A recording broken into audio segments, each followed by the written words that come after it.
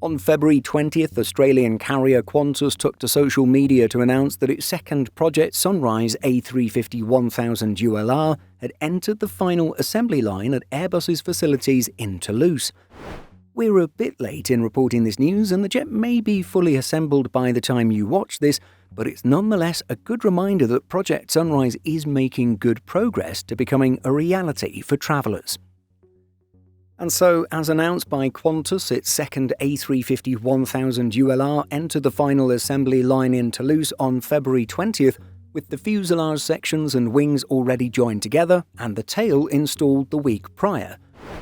Providing an update on the first -1000ULR, Qantas in its post stated, "The first Project Sunrise aircraft is in the advanced stages of ground testing, preparing to take to the skies for its flight test program in the coming months."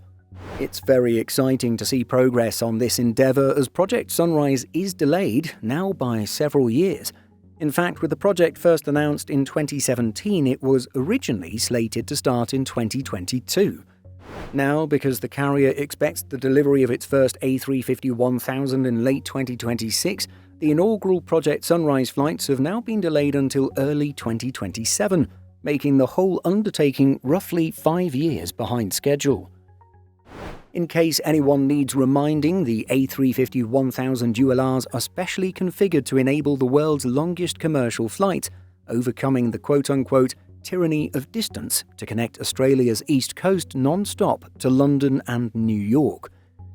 Qantas says that the aircraft will fly for up to 22 hours non-stop, a feat which is in part made possible by an additional 20,000-litre rear centre fuel tank and enhanced systems.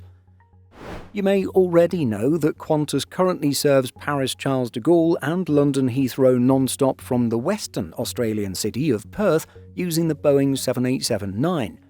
The carrier also serves Heathrow with the Airbus A380, which originates in Sydney as QF1 and makes a stop at Singapore Changi.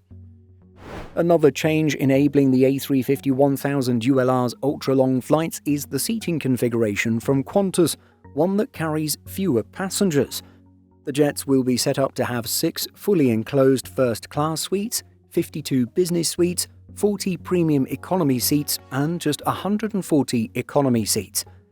It's a similar trick we saw with Airbus's A350-900ULRs that went to Singapore Airlines. Yes, the jets were configured to carry slightly more fuel, but range was further extended by the airline installing an all-premium cabin with just 67 business seats and 94 premium economy seats, accommodating a total of just 161 passengers. Are you excited to see Project Sunrise continue to make progress? Let us know by leaving a comment.